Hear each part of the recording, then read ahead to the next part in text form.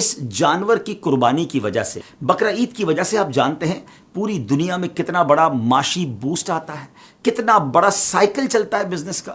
دیکھیں نا، بزنس کی کامیابی کا تو راز ہی یہی کہا جاتا ہے نا کہ ایک بندے کی جیب سے پیسے نکلیں اور دوسرے بندے کی جیب میں چلے جائیں، مارکیٹ میں کیش فلو آ جائے۔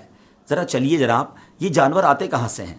گاؤں کے غریب لوگ جانور اپنے گھر میں پالتے ہیں، پورا سال پالتے ہیں اور اس کے بعد منڈی میں آ کر اسے بیچتے ہیں، تو یہ رقم پیسے والوں کی جیب سے نکل کر ان گاؤں کے غریب مسلمانوں تک پہنچتی ہے۔ جب یہ سارے جانور منڈی میں آتے ہیں تو منڈی آباد ہو جاتی ہے، منڈی میں چارے والے کا بزنس بھی چلتا ہے، سوزوکی والے کا بزنس بھی چلتا ہے، کئی مزدوروں کو نوکری مل جاتی ہے جناب، رسی اور اس کے جو جانور کے باندھنے کا سامان ہوتا ہے ان لوگوں کا بھی کاروبار شروع ہو جاتا ہے۔ اور آگے چلیے، جب یہ جانور خرید کر لوگ اپنے گھر لاتے ہیں، ہزاروں لاکھوں لوڈر اور سوزوکی ڈرائیور اور ٹرک ڈرائیورز کو روزگار ملتا ہے۔ پھر جیسے یہ محلے میں آ جاتے ہیں تو محلے میں بھی آپ نے دیکھا ہوگا چوکیدار اور مزدور غریبی لوگ تو ہوتے ہیں، ان کو سنبھالنے کے پیسے ملنا شروع ہو جاتے ہیں۔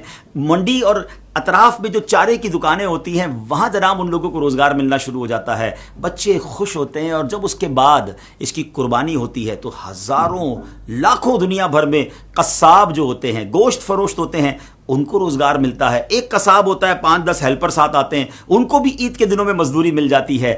اب جناب آگے چلیے، جب یہ قربانی ہو جاتی ہے تو غریبوں میں گوشت بھی تقسیم ہوتا ہے، غریب رشتہ داروں میں تقسیم ہوتا ہے۔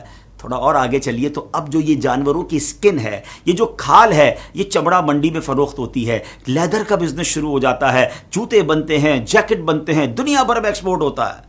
مجھے بتائیے ناظرین، کتنے لاکھوں غریبوں کا بھلا ہوتا ہے قربانی میں، اور اربوں نہیں، ایک تحقیق کے مطابق خربوں روپے امیر مسلمانوں کی جیبوں سے نکل کر غریب مسلمانوں تک پہنچ جاتے ہیں۔ اتنا شاندار سائیکل ہے یہ بزنس کا، سبحان اللہ۔ اللہ رسول کے حکم پر عمل بھی ہے، نیکیوں کا خزانہ بھی ہے، اور بزنس کا اتنا شاندار بوسٹ بھی ہے، پھر اعتراض کس بات کا؟